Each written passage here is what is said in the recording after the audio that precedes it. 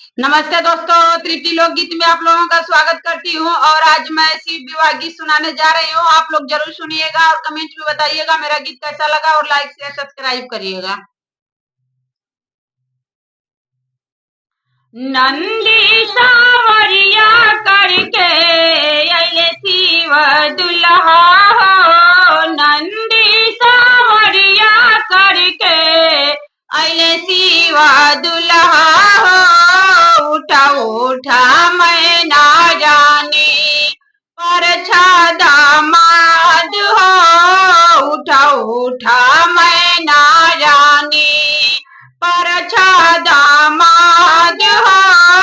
उठा उठा मैना रानी नाही से रावनिया बाड़े, नाही सिरे मौरी हो, नाही से रावनिया बाड़े, नाही सिरे मौरी हो।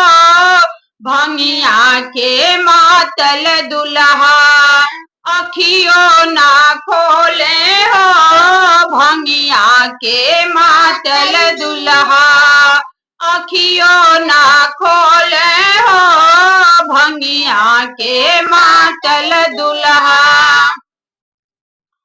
कवना का शुरवा नारद गौर काई दिहली हो, कवना का शुरवा नारद गौर काई दिहली हो।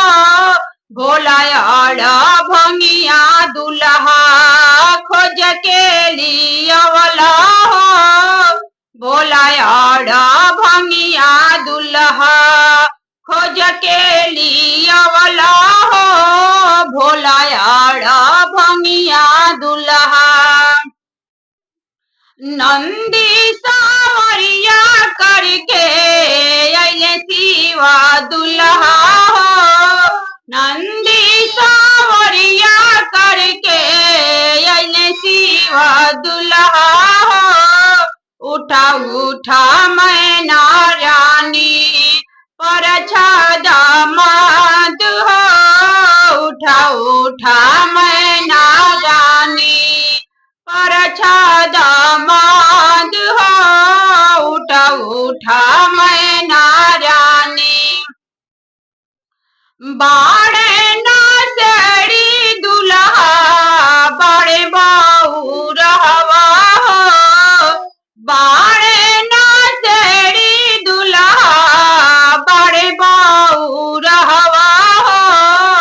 करब नाही ऐसन सुंदर गौर के बियहवा हो, करब नाही ऐसन सुंदर गौर के बियहवा हो। करब नाही ऐसन सुंदर फुलवा के ऐसन गौरा बड़ी सुकुआर हो, फुलवा के ऐसन गौरा बड़ी सुकुआर हो। भादो के अन्हरिया जैसन दुल्हा दामाद हो, भादो के अन्हरिया जैसन दुल्हा दामाद हो।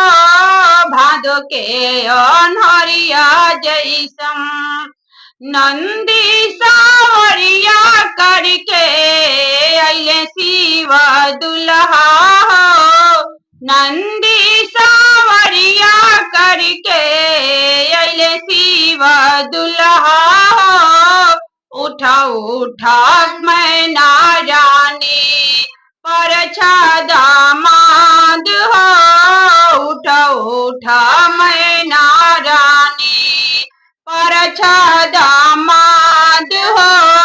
उठा उठा